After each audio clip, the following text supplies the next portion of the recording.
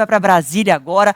Túlio Amâncio é que está entre nós agora para falar de uma situação que vai chacoalhar bastante Brasília ainda, que é justamente a relação Congresso-Supremo Tribunal Federal. Ontem a gente trouxe aqui a informação de que estava em análise a votação na CCJ, na Comissão de Constituição e Justiça da Câmara, de proibir aí, barrar as decisões individuais dos ministros do Supremo e até de rever, né, de modificar decisões do Supremo. Já teve reação a isso, né, Túlio? Boa tarde.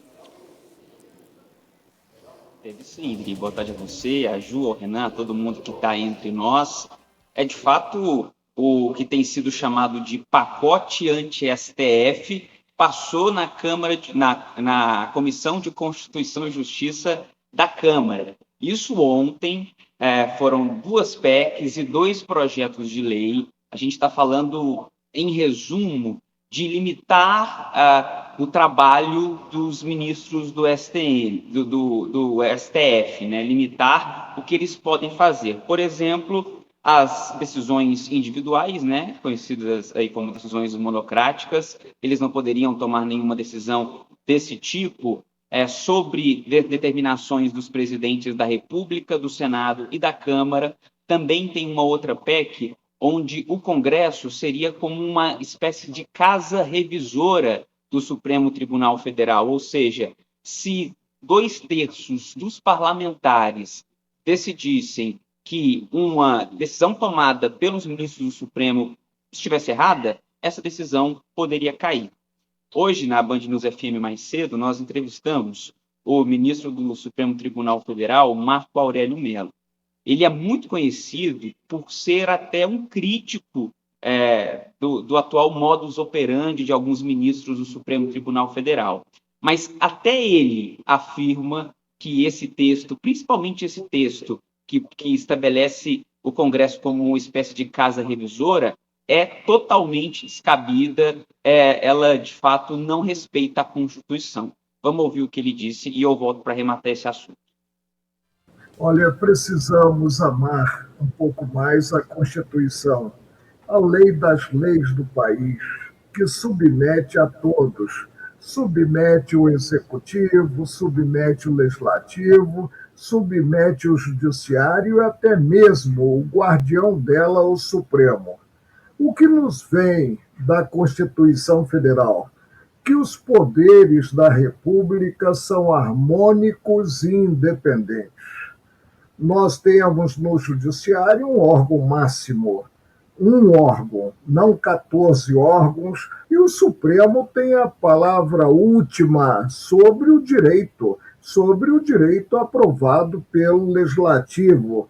E é preciso que haja um órgão que se pronuncie por último, gerando esse fato uma responsabilidade maior quanto ao crivo a ser exercido.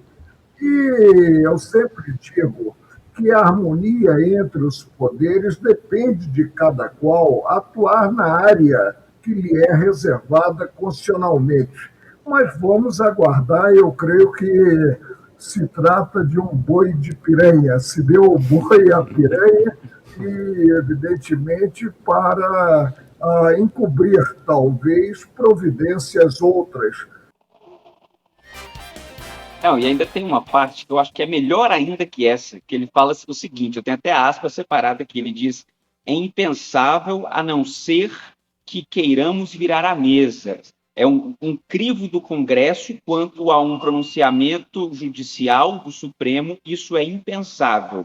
A inconstitucionalidade aí salta aos olhos, fecha aspas, foi um trecho dessa entrevista aqui à Band News FM mais cedo do ministro aposentado. Mas aí o pessoal pergunta, tá, mas na prática, como vai andar, né, no Congresso Nacional? Esse projeto que fala sobre decisões individuais, decisões monocráticas, ele já foi aprovado no Senado Federal em novembro, estava cozinhando na Câmara dos Deputados, o Arthur Lira destravou depois que o Supremo Tribunal Federal, o ministro Flávio Dino do Supremo, ele bloqueou, né, suspendeu o uso de emendas parlamentares, conhecidas como o orçamento secreto, por falta de transparência. Aí o Lira disse, não, então pode andar com essa pauta. Essa pauta andou, passou na CCJ, agora vai para uma comissão especial, se passar, aí sim vai para o plenário, se nada for modificado, aí é aprovada, e aí a discussão de constitucionalidade vem.